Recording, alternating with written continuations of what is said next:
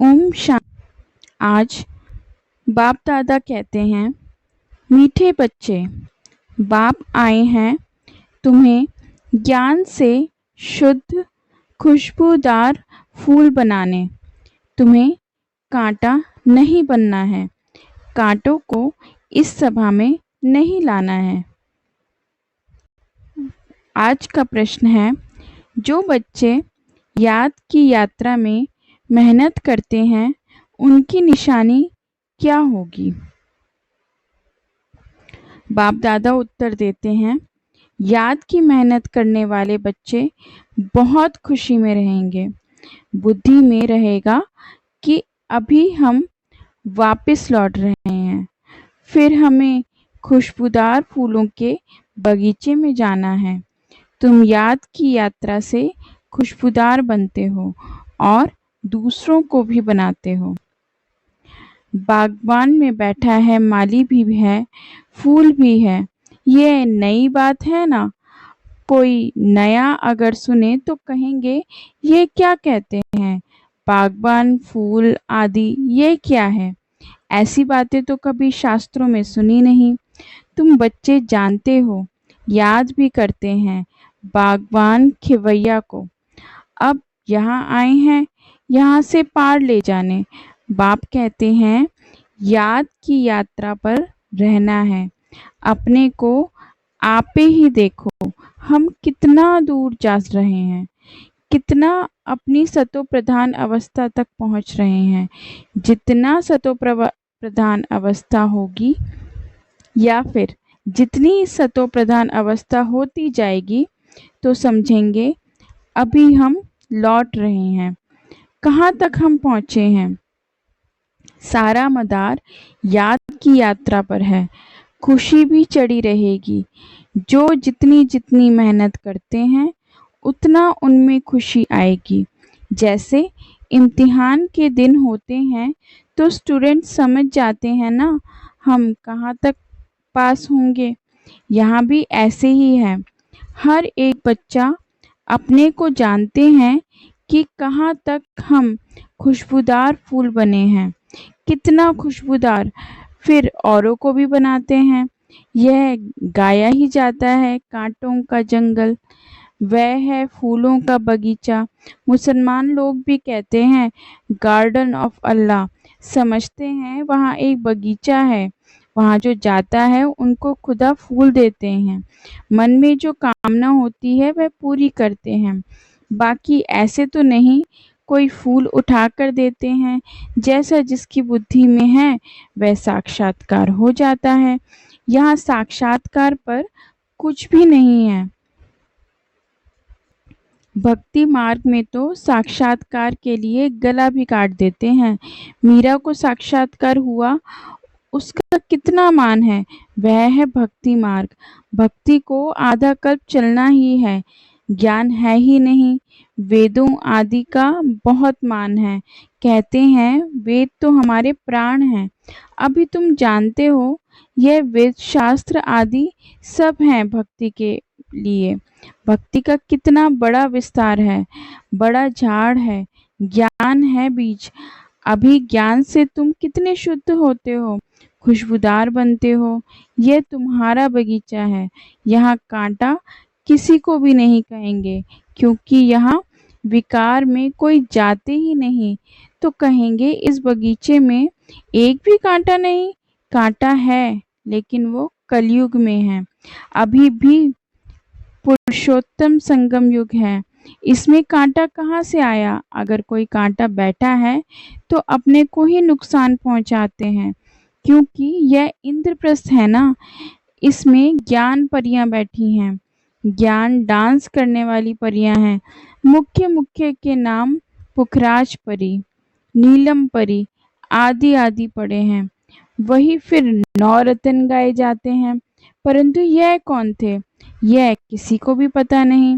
बाप सिर्फ कहते हैं मुझे याद करो। तुम बच्चों की बुद्धि में अब समझ है, 84 का चक्र भी अभी बुद्धि में है। शास्त्रों में तो 84 लाख कह दिया है।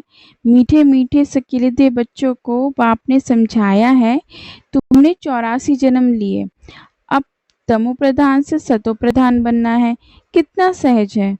भगवानुवाच, बच्चों प्रति माँ में कम याद करो। अभी तुम बच्चे खुशबूदार फूल बनने के लिए अपने को आत्मा समझ बाप को याद करो, कांटे नहीं बनो। यहाँ सब मीठे मीठे फूल हैं, कांटा नहीं। हाँ, माया के तूफान तो आएंगे। माया ऐसी कड़ी है जो छट फंसा देगी, फिर पछताएंगे हमने यह क्या किया, हमारी तो सारी कमाई ही चट हो गई। यह है बगीचा।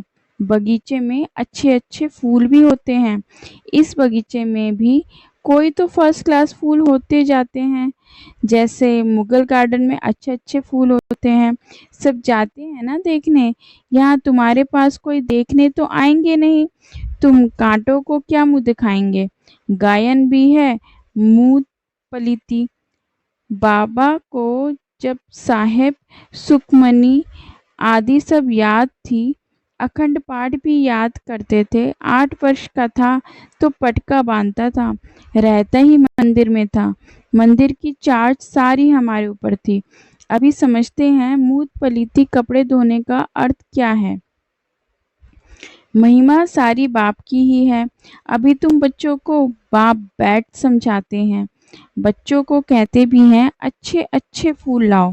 जो अच्छे अच्छे फूल लाएंगे वह अच्छा फूल माना जाएगा।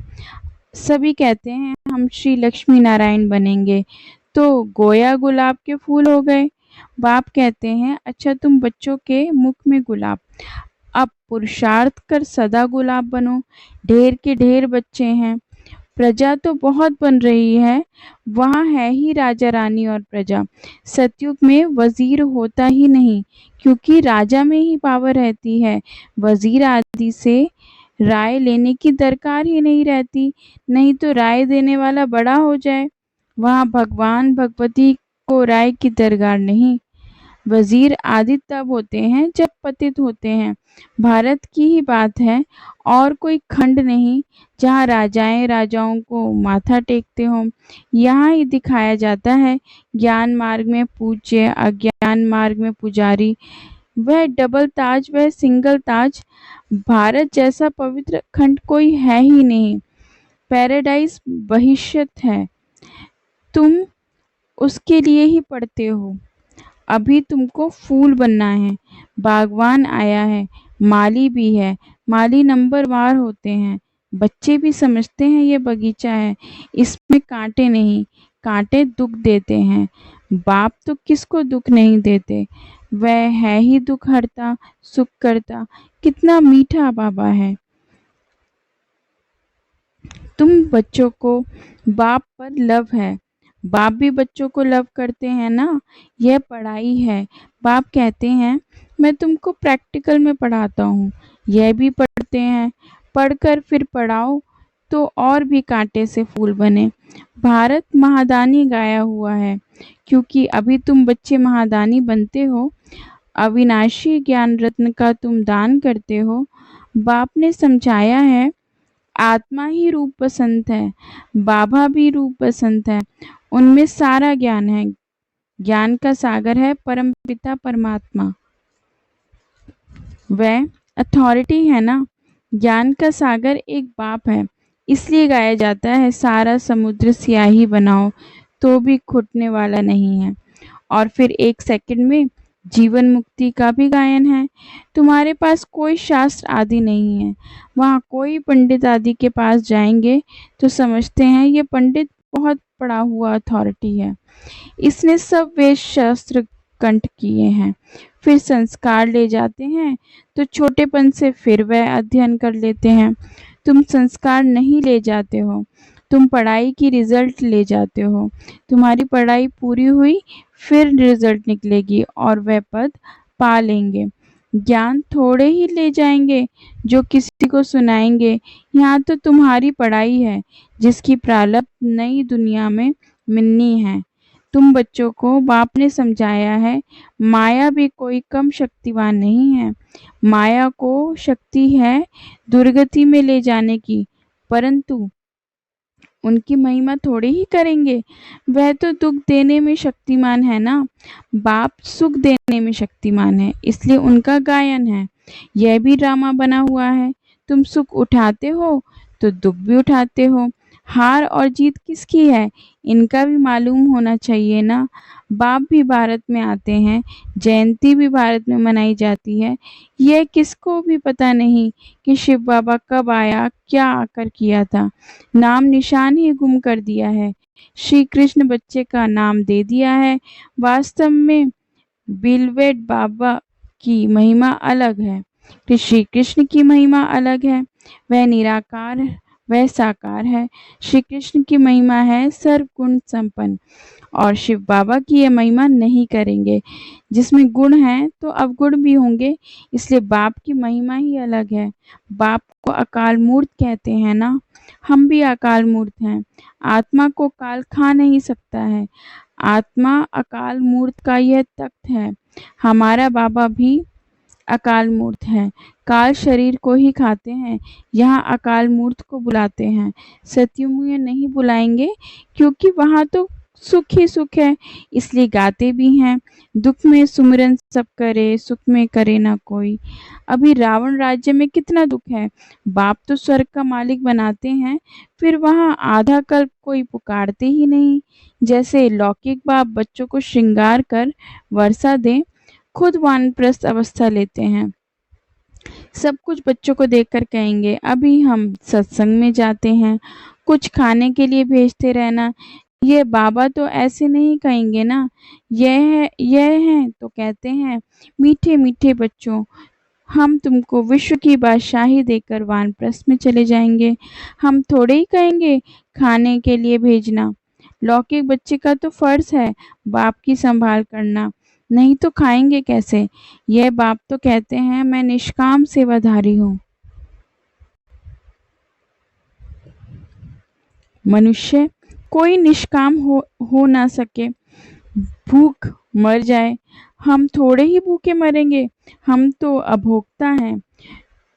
तुम बच्चों को विश्व की बादशाही देकर हम जाए विश्राम करते हैं, फिर हमारा पाठ बंद हो जाता है, फिर भक्ति मार्ग में शुरू होता है।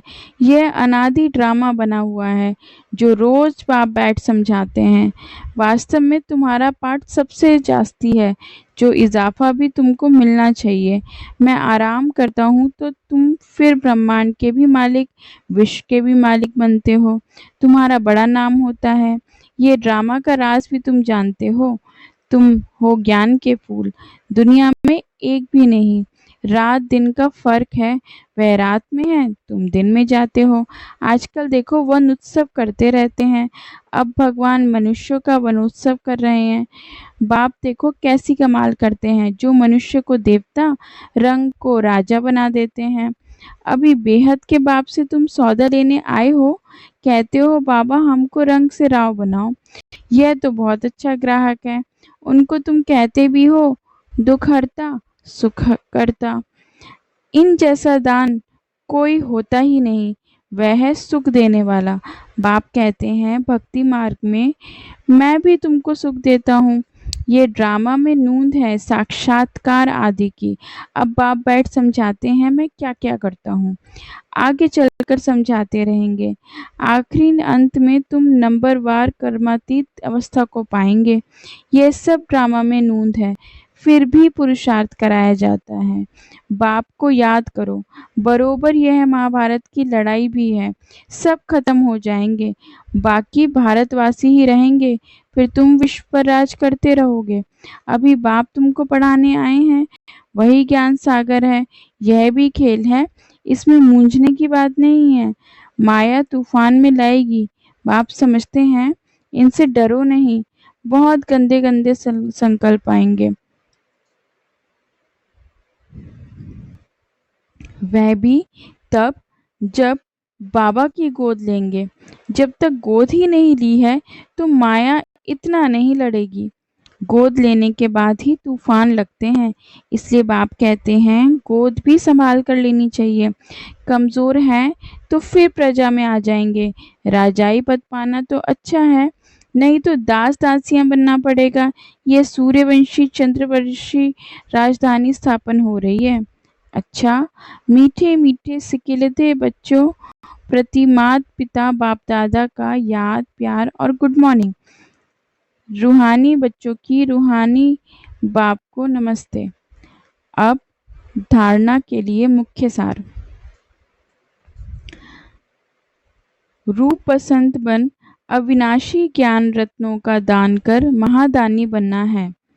जो पढ़ाई पढ़ते हो वह दूसरों को भी पढ़ानी है।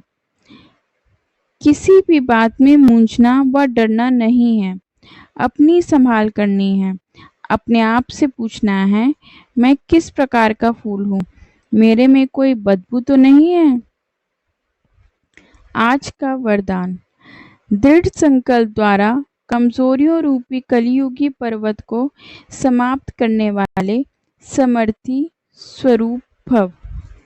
दिल शिकस्त होना, किसी भी संस्कार व परिस्थिति के वशीभूत होना, व्यक्ति व वैभवों के तरफ आकर्षित होना, इन सब कमजोरियों रूपी कलियुगी पर्वत को दृढ़ संकल्प की अंगुली देकर सदा काल के लिए समाप्त करो, अर्थात विजयी बनो। विजय हमारे गले की माला है। सदा इस स्मृति से समर्थी स्वरूप बनो। यही स्नेह का रिटर्न है। जैसे साकार बाप ने स्थिति का स्तंभ बनकर दिखाया, जैसे फॉलो फादर कर सर्व गुणों के स्तंभ बनो। स्लोगन। आज का स्लोगन है, साधन सेवाओं के लिए है, आरंभ पसंद बनने के लिए नहीं। अव्यक्त इशारे। आत्मिक स्थिति में रहने का अभ्यास करो और अंतर्मुखी बनो। जैसे एटम बम एक स्थान पर छोड़ने से चारों ओर उसके अंश फैल जाते हैं, वह एटम बम है और यह आत्मिक बम है। इसका प्रभाव अनेक आत्माओं को आकर्षित करेगा और सहज ही प्रजा की वृद्धि हो जाएगी। इसलिए संगठित रूप में आत्मिक स्वरूप के अभ्यास को बढ़ाओ। स्मृति स्वरूप बनो तो वायुमंडल पावरफुल हो जाएगा। ओम शांति।